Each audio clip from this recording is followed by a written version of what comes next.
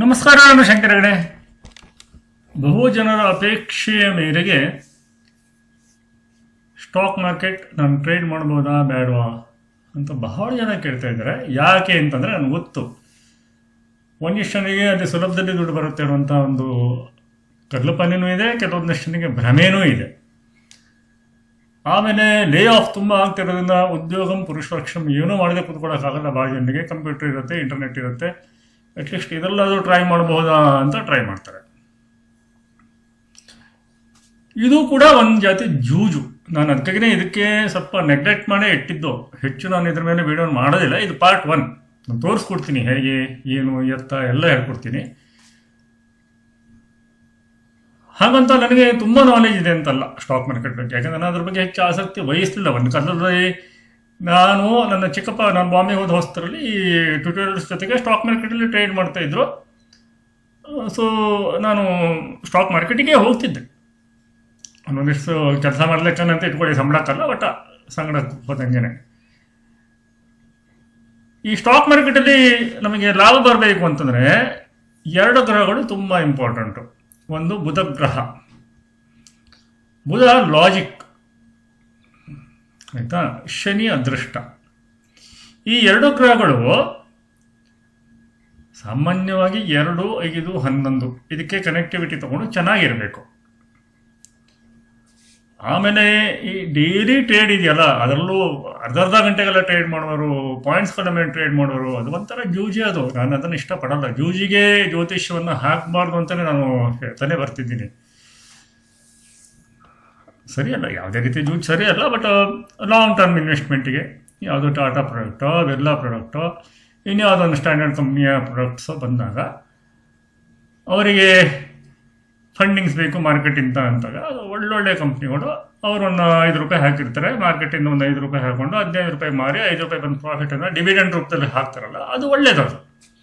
ಅಲ್ಲೊಂದು ಟ್ರಾನ್ಸಾಕ್ಷನ್ ಇರುತ್ತೆ, ಯಾವುದನ್ನು ಕೊಟ್ಟು ದುಡ್ಡು ತಗೊಳ್ತಾರೆ. ಬಟ್ ಈ ಡೈಲಿ ಟ್ರೇಡ್ ಇದೆಯಲ್ಲ, ಇದು ಗ್ಯಾಮ್ಲಿಂಗ್ಗೆ. 70% ಜನ ಇದೆಲ್ಲ ಕಳೀತಾರೆ ದುಡ್ಡನ್ನು. ಇಲ್ಲಿ ದುಡ್ಡು ಮಾಡುವವರು ಯಾರು ಅಂತಂದರೆ ನಿಮಗೆ ಟಿಪ್ಸ್ ಕೊಡುವವರು, ಸ್ಟಾಕ್ ಟಿಪ್ಸ್ ಕೊಡ್ತಾರೆ. ತುಂಬ ಅದೃಷ್ಟ ಚೆನ್ನಾಗಿರುವಂಥವ್ರು. ಇಲ್ಲೊಂದು ಜಾತಕ ಹಾಕಿದ್ದೀನಿ ನೋಡಿ, ರಾಕೇಶ್ ಜುಂಜುನ್ವಾಲ ಅವರು ಜಾತಕ ಇದೆ. ಅವರಿಲ್ಲ ಈಗ ನಾನು ಹೊರಗಡೆ ತೆಗಿತಾ ಇದ್ದೀನಿ, ಯಾಕೆಂದರೆ ನನ್ನ ಆತ್ಮೀಯ ಮಿತ್ರರಾಗಿದೆ. ಅವ್ರ ಜಾತಕನೂ ಬರುತ್ತೆ. ಪ್ರಸಾದ್ ಅವರು ನನಗೆ ಈ ಜಾತಕ ಕೊಟ್ಟರು. ಇವ್ರ ಮನೆ ಕಟ್ಟಿದಾಗ ಅವ್ರು ಹೋಗಿದ್ರಲ್ಲಿ, ಮನೆ ಕಂಬಗಳೆಲ್ಲ ಬೆಳ್ಳಿಗೆಲ್ಲ ಮಾಡಿದಾರಂತೆ. ಎಲ್ಲಿ ಅವರಿಲ್ಲ ಈಗ. ಬಟ್ ಇವರು ಗುರುಗಳು ಎಂದೂ ITC ಇರಲಿ, ಚರ್ಮದ ಪ್ರಾಡಕ್ಟ್ಸ್ ಇರಲಿ, ITC ಅಂದರೆ ತಂಬಾಕು, ಚರ್ಮದ ಪ್ರಾಡಕ್ಟ್ಸು, ಆಮೇಲೆ ಈ ಡ್ರಿಂಕ್ಸ್ ಆ್ಯಂಡ್ ಪ್ರಾಡಕ್ಟ್ಸು, ಅವನ್ನೆಲ್ಲ ಎಂದೂ ಟ್ರೇಡ್ ಮಾಡಿದಂತೆ ಎಥೆಕ್ಸ್ ಇಟ್ಕೊಂಡು ಮಾಡಿದ್ದಾರೆ ಇವರೆಲ್ಲ. ಇದೇ ನೆನ್ಪಿಟ್ಕೊಳ್ಳಿ. ಇಲ್ಲಿ ನೋಡಿ, ಇಲ್ಲಿ ಬುಧ 2 ಮತ್ತು 11ನೇ ಮನೆ ಅಧಿಪತಿ. ರಾಶಿಕುಂಡಿಂದ ಸ್ಟಾರ್ಟ್ ಮಾಡ್ತಾನೆ, ಬಟ್ ಬಿ ಕೇರ್ಫುಲ್, ರಾಶಿಕುಂಡಿಂದ ನಡೆಯೋದಿಲ್ಲ ಇದು. ಇಲ್ಲಿ ಬುಧ 2ನೇ ಮನೆಗೆ ಕನೆಕ್ಟೆಡು, 11ನೇ ಮನೆಗೆ ಕನೆಕ್ಟೆಡು. 12ನೇ ಮನೆಯಲ್ಲಿ ವಕ್ರವಾಗಿದ್ದಾನೆ. ಹೇಳ್ತಾರಲ್ಲ, ವಕ್ರವಾಗಿದೆ ಫಲ ಕೊಡೋದಿಲ್ಲ ಅಂತ. ಸ್ಟಾಕ್ ಮಾರ್ಕೆಟ್ಲಿ ಬುಧ ಫಲ ಕೊಡಲಿಲ್ಲ ಅಂದರೆ ಹೇಗೆ ಒಳ್ಳೇದಾಗಕ್ಕೆ ಸಾಧ್ಯ? ವಕ್ರವಾಗ ಒಂದು ಮನೆ ಹಿಂದೆ ಹೋಗ್ತಾನೆ. ಶುಭ ಗ್ರಹಗಳು ವಕ್ರವಾದಾಗ ಶುಭತ್ವ ಹೆಚ್ಚಾಗತ್ತೆ. 5ನೇ ಮನೆಗೆ ಶನಿ ಬಂದುಬಿಟ್ಟಿದ್ದಾನೆ. ಯಾವ ಯೋಗದಲ್ಲಿದ್ದಾನೆ? ಶಂಖ ಯೋಗ. 5 ಮತ್ತು 6ನೇ ಮನೆ ಅಧಿಪತಿಗಳು ಸೇರಿಕೊಂಡು ಶಂಖ ಯೋಗ. ಅದಕ್ಕೆ ಸಪೋರ್ಟಿಗೆ 10ನೇ ಮನೆ ಅಧಿಪತಿ, ಲಗ್ನಾಧಿಪತಿ. ಎಷ್ಟೊಂದು ರಾಜಯೋಗಗಳಾಗ್ತದೆ ಅಲ್ವಾ? ಬನ್ನಿ, ರಾಶಿಕುಂಡಿ ಆ ದಿವಸ ಹುಟ್ಟಿದವರಿಗೆ ಬೇಕಷ್ಟು ಚೆನ್ನಾಗಿರುತ್ತೆ. ಆ ಟೈಮಲ್ಲಿ 2 ತಾಸಲ್ಲಿ ಎಷ್ಟೋ ಜನ ಹುಟ್ಟಿರ್ತಾರೆ. ದಶಾಂಶ ನೋಡಿ, ಇಲ್ಲಿ 5ನೇ ಮನೆಯಲ್ಲಿ ಬುಧ ಲಾಜಿಕ್, ಹೌದಾ? ಅದಕ್ಕೆ ಗುರುವಿನ ದೃಷ್ಟಿ, ನೀಚಭಂಗ ರಾಜಯೋಗದ ಗುರುವಿನ ದೃಷ್ಟಿ. ಶನಿ 2ನೇ ಮನೆಗೆ ಕನೆಕ್ಟಿವಿಟಿಯನ್ನು ತಗೊಂಡಿದ್ದಾನೆ, ಹೌದಾ? ಬುಧ 11ನೇ ಮನೆಗೆ ಕನೆಕ್ಟಿವಿಟಿಯನ್ನು ತಗೊಂಡಿದ್ದಾನೆ. ಇದು ಇಂಪಾರ್ಟೆಂಟ್. ಷಷ್ಠಮಿಷನ ಆಮೇಲೆ ನಾನು ಮಾತಾಡ್ತೀನಿ, ಮುಂದಿನ ಸೀರೀಸಲ್ಲಿ ಮಾತಾಡ್ತೀನಿ. ಇವರು ರಾಕೇಶ್ ಜುಂಜುನ್ವಾಲ ಸ್ಟಾಕ್ಸಲ್ಲಿ ಚೆನ್ನಾಗಿ ದುಡ್ಡು ಮಾಡಿದ್ದಾರೆ. ಬಿಲಿಯನ್ಸಲ್ಲಿ ದುಡ್ಡು ಮಾಡಿದ್ರು, ಸಾಕಷ್ಟು ಜನರಿಗೆ ಹೆಲ್ಪು ಮಾಡಿದ್ರು. ಬಟ್ ಇವರು ಸ್ಲೋ ಆ್ಯಂಡ್ ಸ್ಟಡಿಯಾಗಿ ಮೇಲೆ ಬಂದಿದ್ದಾರೆ. ಇದನ್ನು ನೆನ್ಪಿಟ್ಕೊಳ್ಬೇಕು ನಾವು. Slow and study.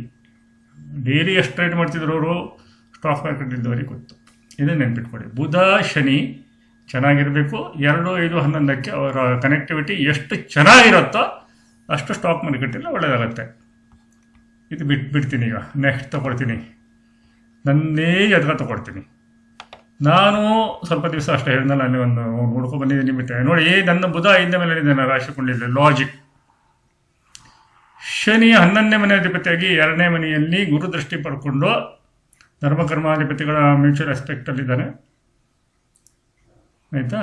ಸೊ ಬುಧ 11ನ್ನು ನೋಡ್ತಿದ್ದಾನೆ ಇಲ್ಲಿ. ನಾನು ಜನ್ಮದಲ್ಲಿ ಸ್ಟಾಕ್ ಮಾರ್ಕೆಟ್ ಅಂತ ಆಡಿದ್ದು 2 ಸತಿಗೆ ಹೇಳಿಬಿಡ್ತೇನೆ. ಒಂದು ರಿಲಯನ್ಸು ಡಿವೈಡ್ ಆಗ್ತಿದ್ದಾಗ ಅಣ್ಣ ತಮ್ಮ ಮುಖೇಶ್ ಅಂಬಾನಿ ಮತ್ತು ಅವರ ತಮ್ಮ ಅನಿಲ್ ಅಂಬಾನಿ ಬೇರೆ ಆಗ್ತಿದ್ದಾಗ ಪ್ರಸಾದ್ ಅವ್ರು ಬಂದರು. ಅವರ ಕಂಗಾಲಾದ ಪರಿಸ್ಥಿತಿ ಇದ್ದರು. ನಾನು ಹೇಳಿದೆ, ನನ್ನ ಹತ್ರ ಜಾತಕ ಇತ್ತು, ಹೇಳಿದೆ ನೋಡಿ ಇವರಿಬ್ಬರು ಬೇರೆ ಆಗ್ತಾರೆ, ಇವರಿಬ್ಬರು ಬೇರೆ ಆದರೆ ಏನಾಗುತ್ತೆ ಅಂತ ಕೇಳಿದೆ. ಅಷ್ಟೊತ್ತಿಗೆ ನಾನು ಸ್ಟಾಕ್ ಮಾರ್ಕೆಟನ್ನು ಮರೆತು ಬಿಟ್ಟಿದ್ದೆ. ಇದನ್ನು ಕಾಲ್ ಮತ್ತು ಪುಟ್ ಆಪ್ಷನಲ್ಲಿ ಆದರೆ ಚೆನ್ನಾಗಿ ದುಡ್ಡು ಬರುತ್ತೆ, ಒಂದಿಷ್ಟು ದುಡ್ಡು ಬೇಕಾಗತ್ತೆ ಅಂತಂದರು. ನನಗೆ ಅದನ್ನು ಗೊತ್ತಿಲ್ಲ, ನೀವು ನೋಡಿ ಮತ್ತೆ ಎಂಟರ್ ಆಗಿ ಮಾರ್ಕೆಟಿಗೆ ಅಂತೇಳಿ ಅವ್ರು ಜಾತಕವನ್ನು ತೋರಿಸ್ತೀನಿ. ಅವ್ರು ಒಪ್ಕೊಂಡು ಹೋದರು. ಕೆಲವೇ ದಿವಸದಲ್ಲಿ ನಂಗೆ ಫೋನ್ ಮಾಡಿದ್ರು, ನಾನು ಎಂಟರ್ ಆಗಿದ್ದೇನೆ, ನನಗೆ ಒಳ್ಳೆ ದುಡ್ಡು ಬಂತು, ನೀವು ಕೂಡ ಯಾಕೆ ಮಾಡಬಾರ್ದು ಅಂತ ಕೇಳಿದ್ರು. ಅಯ್ಯೋ, ನನಗೆ ಯಾಕೆ ಒಂಥರ ಗ್ಯಾಮ್ಲಿಂಗ್ ದುಡ್ಡು ಅಂದ್ಬಿಟ್ಟೆ ನಾನು. ಇನ್ನು ನೋಡಿ, ನೀವು ಎಷ್ಟು ಕಳ್ಕೊಳಕ್ಕೆ ರೆಡಿ ಇದ್ದೀವಿ ಅಂತ ಕೇಳಿದ್ರು ಅವರು. ನನ್ನ ಪರಿಸ್ಥಿತಿಲಿ ನಾನು ಹೇಳಿದೆ, ನಾನು 5,000 ಮ್ಯಾಕ್ಸಿಮಮ್ ಕಳ್ಕೊಳ್ಳೋಕೆ ರೆಡಿ ಇದ್ದೀನಿ. ನನಗೆ ಕಾಲ್ ಪುಟ್ ಆಪ್ಷನ್ಸ್ ಗೊತ್ತಿರಲಿಲ್ಲ ಆಗ, ಇದೆಲ್ಲ ಬಂದಿದೆ ಹೊಸದಾಗಿ ಅಂತ ಗೊತ್ತಿರಲಿಲ್ಲ. ಯಾಕಂದರೆ ನಾನು ಬಾಂಬೆದಲ್ಲಿ ಇದ್ದಿದ್ದು, ನಾನು ಹೋಗಿದ್ದು 97, 93, 94. ಆಗಿನ ಕಾಲ ಸ್ಟಾಕ್ ಮಾರ್ಕೆಟ್ ನಂತರ ಎಷ್ಟು ಡಿಫರೆನ್ಸ್ ಇದೆ ನೋಡ್ಕೊಳ್ಳಿ. ಅಂಬಾನಿಯವರು ಇದಾದಾಗಲ್ಲ, ಬದಲಾದಾಗಲ್ಲ, ಚೇಂಜ್ ಆದಾಗ, ಅವರಿಬ್ಬರು ಬೇರೆ ಆದಾಗಲ್ಲ. ಸೊ ಅವ್ರು ಹೇಳಿದ್ರು, ಆಯಿತು ನೀವೇನು ಕೊಡೋದು ಬೇಡ, ನಾನು ತಂದು ಕೊಡ್ತೀನಿ ನಿಮ್ಮ ಮನೆಗೆ ಅಂತೇಳಿ 25,000 ತಂದು ಕೊಟ್ಟರು. ಅದು ನನ್ನ ಜೀವನದ ಫಸ್ಟ್ ಸ್ಟಾಕ್ ಮಾರ್ಕೆಟ್ ಇನ್ಕಮ್. ಅದರ ನಂತರ ನಾನು ಈ ಬ್ಯಾಂಕ್ನವ್ರು ಬರ್ತಲ್ಲ, ಡಿಮ್ಯಾಟ್ ಅಕೌಂಟು ಅದು ಇದು ಅಂತ, ಸುಮ್ಮನೆ ಅದು ಹ್ಯಾಂಗ್ ವರ್ಕ್ ಆಗುತ್ತೆ ಅಂತ ನೋಡಲಿಕ್ಕೆ 1-2 ಅಕೌಂಟ್ ಓಪನ್ ಮಾಡಿಬಿಟ್ಟು ಸುಮ್ಮನೆ ಒಂದು ಹಾಕಿದೆ, ಒಂದು 500 ರೂಪಾಯಿ ಅಷ್ಟು ಬಂತು, ಅದನ್ನು ಕ್ಲೋಸ್ ಮಾಡಿ ಇಟ್ಟಿದ್ದೀನಿ. ನನಗೆ ಅದು ಬೇಡ. ಇಲ್ಲಿ ನೋಡಿ ನನ್ನ ದಶಾಂಶ ನೋಡ್ಕೊಳ್ಳಿ. 3 ಶುಭ ಗ್ರಹಗಳು 5, 11ನೇ ಮನೆಗೆ ಬಂದಿವೆ ನನ್ನ ಜಾತಕದಲ್ಲಿ, ಬುಧನ್ನು ಸೇರಿಕೊಂಡು. ಹೌದಾ? ಶನಿ 5ನೇ ಮನೆ ಅಧಿಪತಿನೂ ಹೌದು.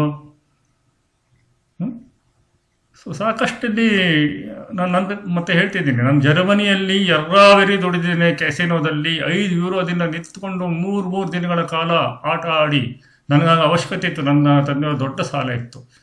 ಅಲ್ಲಿಂದ ನಾನು ತೊಗೊಂಡಿದ್ದೀನಿ. ಟ್ರಾವೆಲರ್ಸ್ ಚೆಕ್ಕಲ್ಲಿ ದುಡ್ಡು ತಂದಿದ್ದೀನಿ, ಒಂದಿಷ್ಟು ಯೂರೋಗಳನ್ನು ತಂದಿದ್ದೀನಿ. ಬಟ್ ಅಲ್ಲಿಂದ ಬಂದ ನಂತರ 2002 ನವೆಂಬರ್ ಡಿಸೆಂಬರ್ ನಂತರ ಇನ್ನೂವರೆಗೆ ನಾನು ಜಗತ್ತಿನ ಯಾವುದೇ ಕೆಸನಿಗೂ ಕಾಲಿಟ್ಟಿಲ್ಲ. ಕೊಡಬೇಕಿತ್ತು ದೇವರಿಗೆ ಕೊಟ್ಟ, ಅದರಲ್ಲಿ ನಿಧಾನಕ್ಕೆ ನಾನು ಅದನ್ನು ವಾಪಸ್ ಸೊಸೈಟಿಗೆ ಕೊಡ್ತಾ ಇದ್ದೀನಿ. ಯಾರು ಬೇಕಾದ್ರೆ ಬರ್ರಿ, ಯಾವ ಗ್ಯಾಮ್ಲಿಂಗು 3 ಪತ್ತ ಒಂದು ಬಿಟ್ಬಿಟ್ಟು, ಅದೃಷ್ಟ ಪೂರ್ತಿ ಅದೃಷ್ಟ ಹೇಳುವಂಥ ಗ್ಯಾಮ್ಲಿಂಗು ನಾನು ಬಿಟ್ಬಿಟ್ಟು, ನನ್ನ ದುಡ್ಡಿದೆ, ನನಗೊಂದು 20 ಕೋಟಿ ಇದೆ, ನನಗೆ ತಿಂಗಳಿಗೆ ಒಂದು 50 ಲಕ್ಷ ಮಾಡಿಕೊಡಿ ಅಂತ ಬನ್ನಿ, ನಾನು ಮಾಡಿಕೊಟ್ಟು ತೋರಿಸ್ತೀನಿ. ಚಾಲೆಂಜ್. ಬಟ್ ತೋರಿಸ್ಬೇಕು, ಆಫೀಷಿಯಲಿ ಬೇಕು, ನನಗೆ ಕಳ್ಳ ದುಡ್ಡೆಲ್ಲ ಬೇಡ. ಆಫೀಷಿಯಲಿ ಬ್ಯಾಂಕಲ್ಲಿದೆ, ಆಫೀಷಿಯಲಿ ಆಡ್ತೀನಿ ಅಂತಂದರೆ ನಾನು ಮಾಡಿ ತೋರಿಸ್ತೀನಿ. ಯಾವುದೇ ಗ್ಯಾಮ್ಲಿಂಗ್ 3 ಪತ್ತ ಒಂದು ಬಿಟ್ಬಿಟ್ಟು. ಬಟ್ ಅದರ ನಂತರ ನೀವು ಬಿಟ್ಟುಬಿಡಬೇಕು. ನಿಮ್ಮ ಲಾಸ್ ಎಲ್ಲ ಪ್ರಾಫಿಟ್ ಆಯ್ತು ಅಂದರೆ ಬಿಟ್ಬಿಡಬೇಕು. ಇದು ಬಿಡಿ, ನಾನು ಬಿಟ್ಬಿಡಿ. ನನಗೆ ತಂದವರು ಇವರು ಸ್ಟಾಕ್ ಮಾರ್ಕೆಟಿಗೆ. ಇದು ನೋಡಿ ಇಲ್ಲಿ ಹೆಂಗಿದೆ ಅಂತ ನೋಡ್ಕೊಳ್ಳಿ.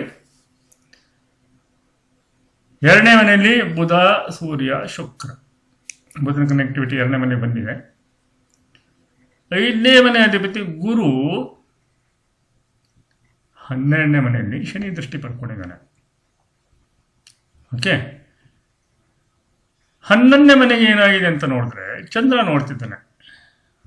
ಪಂಚಮ 9ನೇ ಮನೆಗೂ ಸ್ವಲ್ಪ ಸಂಬಂಧ ಬಂದಂಗೆ ಆಯಿತು. ದಶಾಂಶ ಬಂದ್ಬಿಡು. ನಾನು ಸುಮ್ಮನೆ ಫಾಸ್ಟಾಗಿ ಮಾಡಿಬಿಡ್ತೀನಿ. ಇದನ್ನು ಮುಂದುವರಿಸ್ತೀನಿ. ನಾನು 4-5 ಪಾರ್ಟ್ ಮಾಡ್ತೀನಿ. ಯಾರು ಸ್ವಲ್ಪ ಗಳಿಸ್ತಾರೆ, ಯಾರು ಸಿಕ್ಕಾಪಟ್ಟೆ ಗಳಿಸ್ತಾರೆ ಎಲ್ಲ ತೋರಿಸ್ತೀನಿ. ಇಲ್ಲಿ ನೋಡಿ ದಶಾಂಶದಲ್ಲಿ ಬನ್ನಿ. ಶ್ರೀನಾಥ ಯೋಗ, ಎಕ್ಸಾಲ್ಟೆಡ್ ಮರ್ಕ್ಯುರಿ, ವಕ್ರ ಬುಧ. ಸ್ಟಾಕ್ ಮಾರ್ಕೆಟಲ್ಲೇ ಕೊಟ್ಟಿದ್ದು, ನಾನೇ ಎಂಟ್ರಿ ಮಾಡಿಸೋದು ಇವರಿಗೆ. ಸ್ಟಾಕ್ ಮಾರ್ಕೆಟಲ್ಲಿ ಎರ್ರಾಬೇರಿ ದುಡಿದ್ರು. ಹೇಗೆ ಅಂತಂದರೆ ನಿಮಿಷಕ್ಕೆ ಲಕ್ಷಗಳೇ ದುಡಿತಾ ಇದ್ರು ಇವರು. ಆಮೇಲೆ ಅಗ್ನಿಶ್ರೀಧರ್ ಬರೆದಿದ್ದಾರೆ ಇವರ ಬಗ್ಗೆ. ಇವರು ಫಿಲ್ಮ್ ಲ್ಯಾಂಡಿಗೆ ಬಂದುಬಿಡ್ತಾರೆ. ನಾನು ಅಬ್ಜೆಕ್ಟ್ ಮಾಡಿದೆ, ನಿಮಗೆ ಫಿಲ್ಮ್ ಲ್ಯಾಂಡ್ ಬರಲ್ಲ. ಯಾಕಂದರೆ ಇವ್ರದ್ದು 1 ಮದುವೆ ಹಾಳಾಗಿತ್ತು, 2ನೇ ಮದುವೆನೂ ವಿಚಿತ್ರ ಆಗಿತ್ತು. ಅದು ಮಾಡಿಸಿದ್ದು ನಾನೇ. ಶ್ರೀನಾಥ ಯೋಗದ ಜಾತಕ. ಬುಧ 10ನೇ ಮನೆಯಲ್ಲಿ ಹುಚ್ಚನಾಗಿದ್ದಾನೆ. 9ನೇ ಮನೆ ಅಧಿಪತಿ ಸಂಗ್ರಹ, 5ನೇ ಮನೆ ಅಧಿಪತಿ ವ್ಯಯದಲ್ಲಿ, ಬಟ್ ವ್ಯಯಾಧಿಪತಿನೂ ಹೌದು. 2ನೇ ಮನೆ ಅಧಿಪತಿ ಶನಿ 7ರಲ್ಲಿ.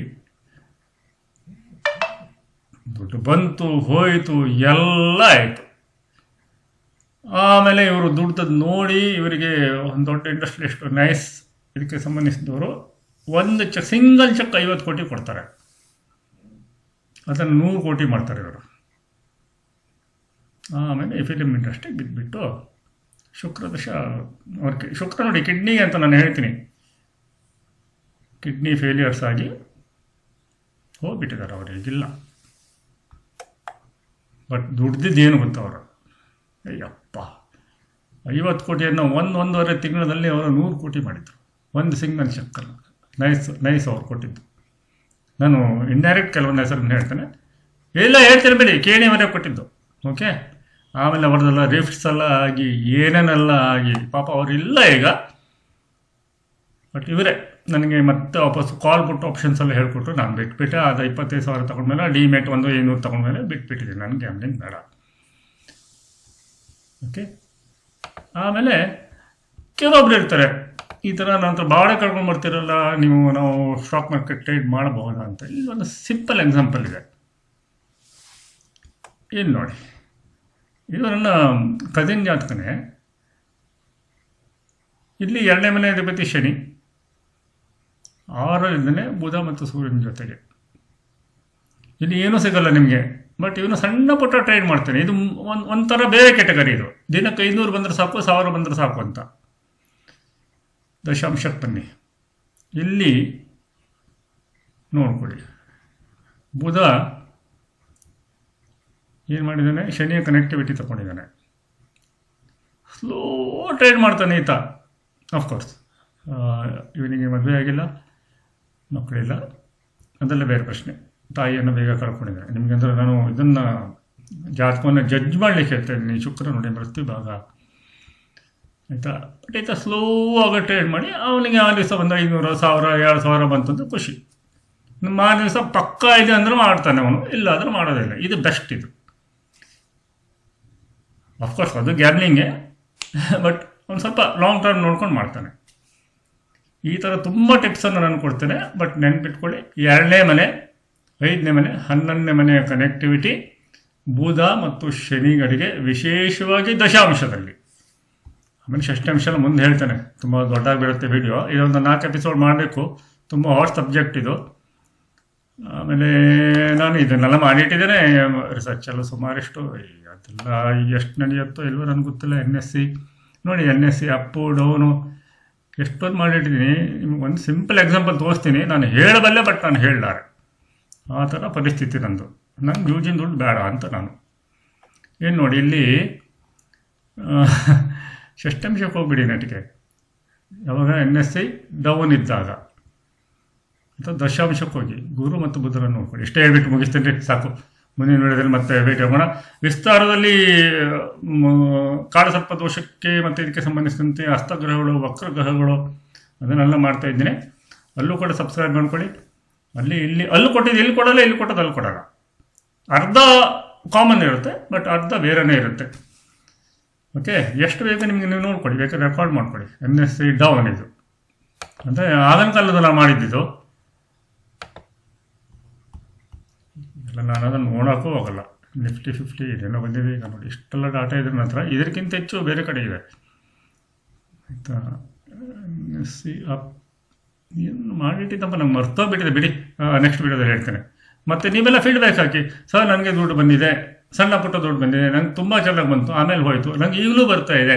ನೀವು ಕಾಮೆಂಟ್ ಹಾಕಿ ನಿಮ್ಮ ಡಾಟಾ ಅಲ್ಲೇ ಇಟ್ಕೊಂಡು ನನ್ನ ವಾಟ್ಸಪ್ ನಂಬರ್ಗೆ ಕಳಿಸ್ಬಿಡಿ. ಚಂದ್ರಿಕಾ ಕೊಡ್ತಾಳೆ, ನನ್ನ ಅಸಿಸ್ಟೆಂಟು. ಅದೆಲ್ಲ ಇಟ್ಕೊಂಡು ಇನ್ನೂ ಚೆನ್ನಾಗಿ ಹೇಳ್ಕೊಡ್ತೀನಿ. ಬರೀ ಬ್ರೋಕರ್ಸು ಆಡೋರು, ದೊಡ್ಡ ದೊಡ್ಡ ಕುಳಗಳು ದುಡ್ಡು ಮಾಡೋದು ಬೇಡ, ನೀವು ಮಾಡ್ಕೊಳ್ಳಿ. ನೋಡೋಣ ಯಾರಿಗೆ ಅದೃಷ್ಟ ಇದೆ, ಅದು ಇಲ್ಲ ಅಂತ ಹೇಳಿದ್ರೆ ಫಸ್ಟ್ ನಾನು ಹೇಳ್ಕೊಡ್ತೇನೆ. ಅಲ್ಲಿವರೆಗೆ ಸ್ವಲ್ಪ ಕಾಯ್ತಾ ಇರಿ. ನಮಸ್ಕಾರ.